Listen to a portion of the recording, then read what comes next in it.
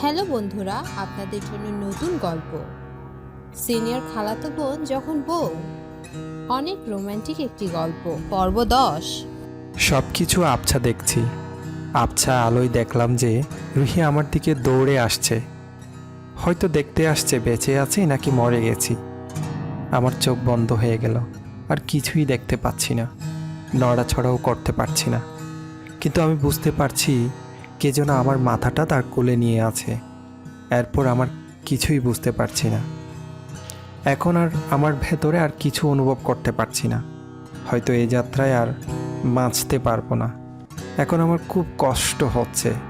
মনে হচ্ছে যদি আরেকবার বাঁচার সুযোগ পাই তাহলে আর কোনোদিন মরার নাম নিব না। এখন হয়তো আমি আর মৃত্যুর একদম সামনাসামনি রয়েছি। সবাই আমাকে ধরাধরি করে কোথায় যেন নিয়ে যাচ্ছে। আমি ভেবেছিলাম আর হয়তো বাঁচতে পারবো না, কিন্তু না, আল্লাহ তাআলা আমার জীবন ভিক্ষা দিল। হঠাৎ আমার জ্ঞান ফিরে এলো। আমি চোখ খুললাম, চারিদিকে তাকিয়ে দেখলাম মাথার উপরে একটা ফ্যান ঘুরছে, বিছানার পাশে কয়েকটা মেশিন রয়েছে। তার মানে এখন আমি হাসপাতালে আছি। হঠাৎ কে যেন কেবিনে প্রবেশ করলো। তাকিয়ে দেখলাম আম্মু। বাবা, তোর জ্ঞান ফিরেছে? হুম। দাঁড়া, সবাইকে খবর দিই। আম্মু সবাইকে খবর দিতে গেল। হঠাৎ কেবিনে ডাক্তার এলো। এখন কেমন লাগছে আপনার? ভালো। মানতে হবে আপনার ভাগ্য অনেক ভালো। কেন ডক্টর? কারণ আপনাকে যে সময় হসপিটালে আনা হয়েছিল আর আপনার যা অবস্থা হয়েছিল তাতে আপনার বাঁচা প্রায় অসম্ভব ছিল। সব আল্লাহর ইচ্ছা। আচ্ছা, আপনি রেস্ট নিন। ডাক্তার চলে গেল। একা একা শুয়ে আছি। শরীরে এখনও প্রচণ্ড ব্যথা করছে, বিশেষ করে হাত আর পায়ে। শরীর তো নড়াচড়া করতে পারছি না, তাই ফ্যানের দিকে চুপচাপ তাকিয়ে আছি।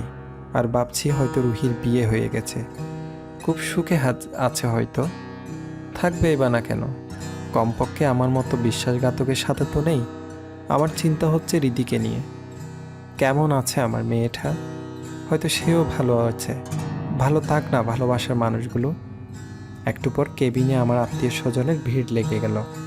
সবাই অনেক খুশি হয়েছে আমাকে বেঁচে থাকতে দেখে। আমার ভালো লাগছে সবার সাথে দেখা করে।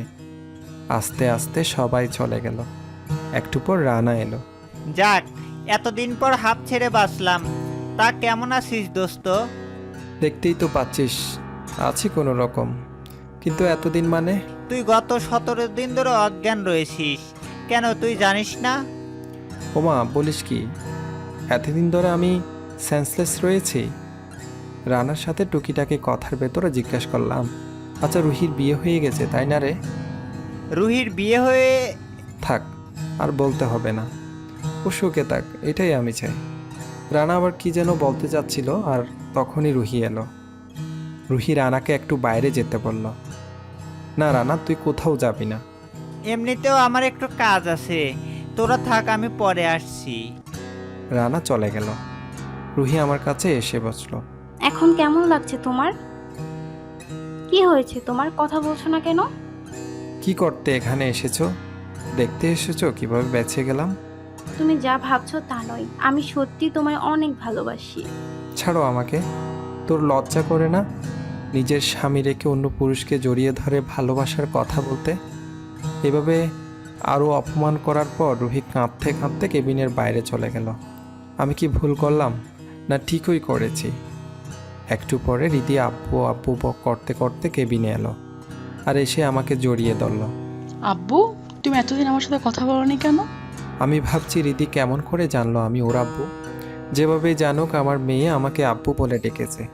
এই তো মামনি, আজ থেকে রোজ কথা বলবো। আমার শরীর ব্যথা থাকলেও রিদিকে কেন যেন জড়িয়ে ধরতে সক্ষম হলাম।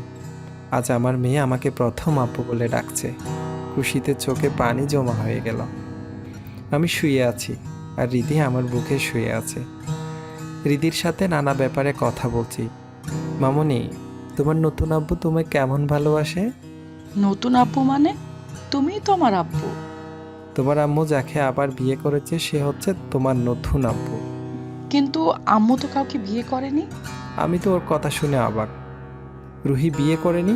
জানো আব্বু, তুমি যখন থেকে অসুস্থ হয়েছো তখন থেকে রোজ দিন রাত আম্মু এখানে থাকতো। তোমার সেবা করতো। একদিন আমি আম্মুকে জিজ্ঞেস করি যে তুমি আঙ্কেলটার এত সেবা কেন করছো, তখন আম্মু বলে যে তুমিই আমার আব্বু। তাহলে আমি কত বড় ভুল করে ফেললাম। ছি, আমার উচিত রানার পুরো কথা শোনা। ধুর, খামাখা রুহিকে এত কথা শুনিয়ে দিলাম। এখন কি রুহি আমাকে ক্ষমা করবে?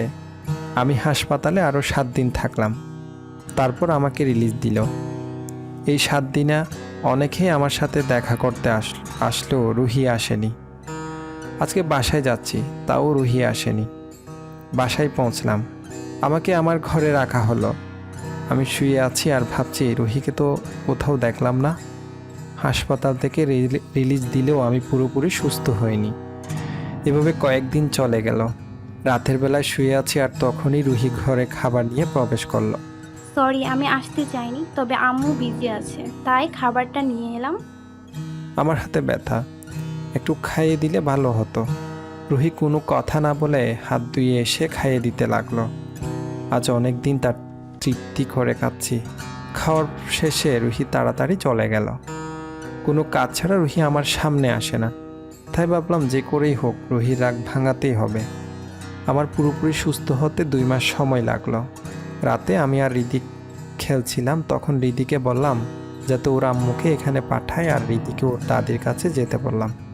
যা বাবা তাই কাজ। রিদি রুহিকে এখানে পাঠালো। বলো কি বলবে। আমি গিয়ে দরজা বন্ধ করে দিলাম।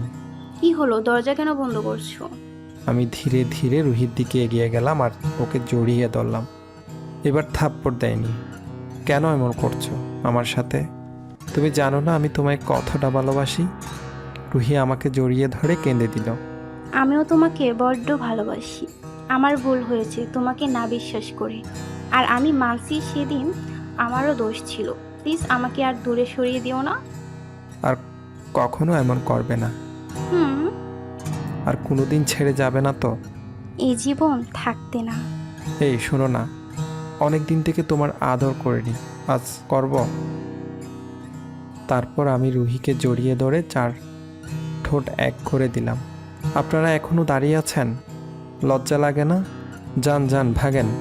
এখন লাইট অফ করে দিয়েছি, আর কিচ্ছু দেখা যাচ্ছে না। কিছু তো লুকাতে দেন।